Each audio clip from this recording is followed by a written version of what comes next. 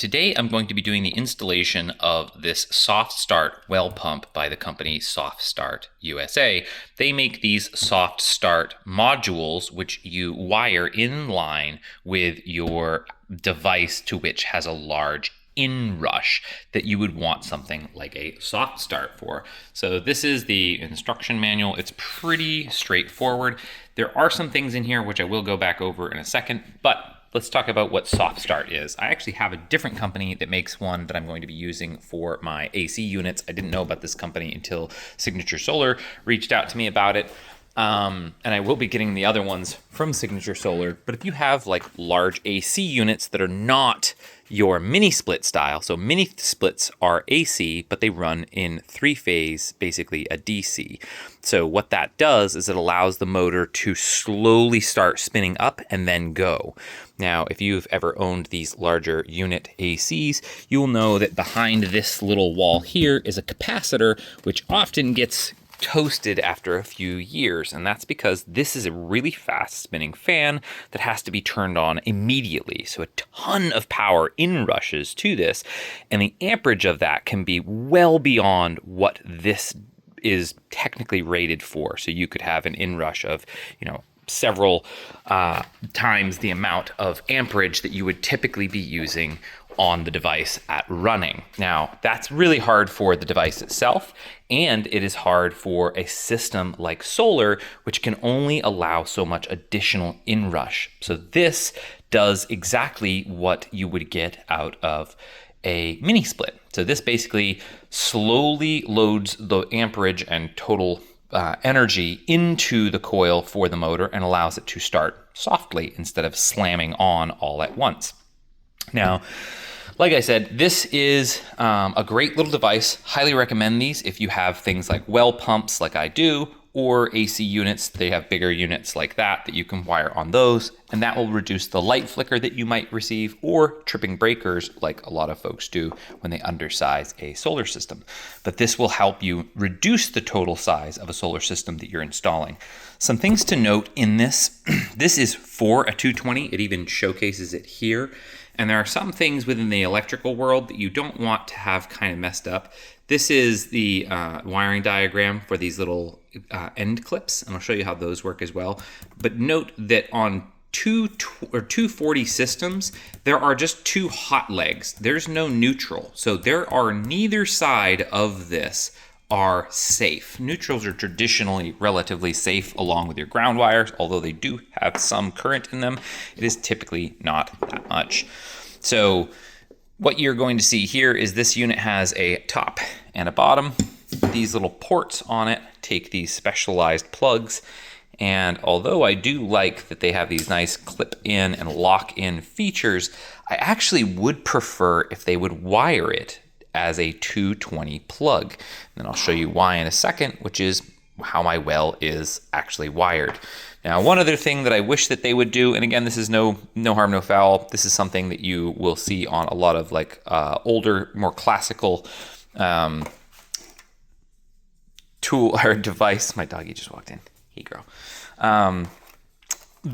Pieces of equipment within the electrical space. So, for instance, this tells you on the back, it's hard to see, but right above this line here, it tells you the insulation and then the wire length. So it shows you exactly how to cut it to fit into this module. This gives you like measurements, so it's expecting that you would use a ruler of some kind, and obviously you can eyeball this, but the ones that go into these little connectors, which is that, have to be much less exposed wire. And then on the other end, which goes here, these are measured by that. So if you weren't really familiar with how to cut the wire and how much exposure it should have, that is actually super helpful. Now, I am using what is called UF. So this is 12-2 UF. So this is an underground feeder. So this is a weather sealed feeder for electrical service underground. That's the underground feeder, UF. And it's a lot harder than you would get with a regular Romex. So I have the regular Romex here in the 12, and I have it in the 14, but this is the UF here. So this, I'm only using this because I needed something a little bit more rigid, but I actually went to use this, which would have been just me splicing this extension cord because I thought it would have looked a little bit nicer. But this is THHN, or one of those TH functional wires. So that's a stranded wire.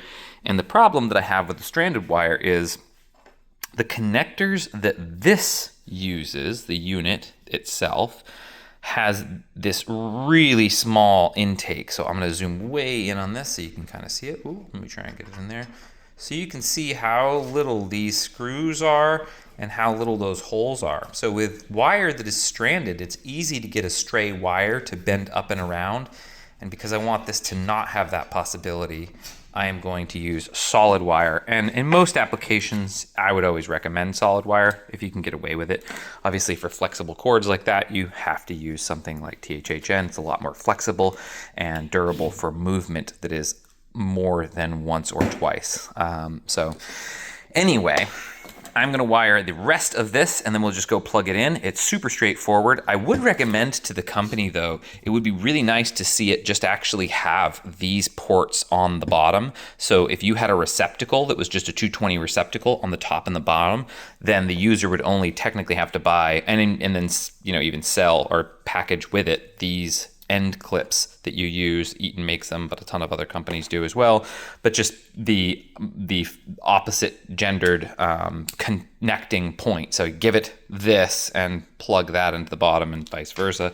Mine is just set up this way. So it was the way I started the project, which made me think, man, it would be nice to not have some proprietary connectors with some specialized need of the way that you set them up. But since I can't film with my one hand, since I'm a one-man show and I do what I can is one take on these, you'll see these holes on the bottom of this much bigger compared to these little teeny ones. So you can see a side by side of the difference in the wire gripability.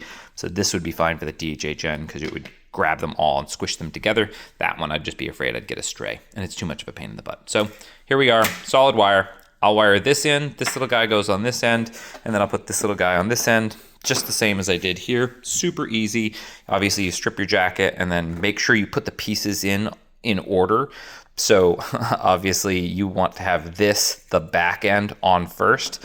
Then you wire this so that you can compress them together, because if you put this on first, that won't be able to go onto it. And the same goes for these specialized connectors as well. So this actually slides through this sleeve, so there's no need to put this on, but you will have to put the clamp nut, the clamp piece, and then the wire bit on and slide them through. I actually found that to get the wires to compress together, I just did it like a quarter of a turn with all the wires and they all kind of cinched together, which made it nice and tight on that. So that's what those look like on the inside. In just a second, we'll go out to the well and plug it in. Okay, so now we've completed the unit itself, my Frankenstein unit here. I'm gonna grab that little set of instructions and we're gonna go out to the well. Now, typically, if you're working on something like this, you obviously want to throw the breaker or trip the breaker or turn the power off or however you want to call that step and make sure that there's nothing energized. Most folks probably won't be working with a well quite like mine, where the original installer of this well made it so it's actually just a 220 plug, and that allows it to be disconnected or connected very easily. And that's why it gave me the idea to do it this way. Now, well house is a little dark. That light actually does nothing way up there. And we can see that this is not on. So I can hear it. This is the C, I guess, is the word that I'm using there. You can see, unplugged the outlet receptacle here. And I'm going to plug in this unit. And look at that. It just goes right to green. So this unit is ready to go, and I can get the well to turn on by just turning on this, my hose, which I have underground to my water feature. And this is going to be very tricky to film and plug in, because I didn't really anticipate that. So I'll plug that in, and good.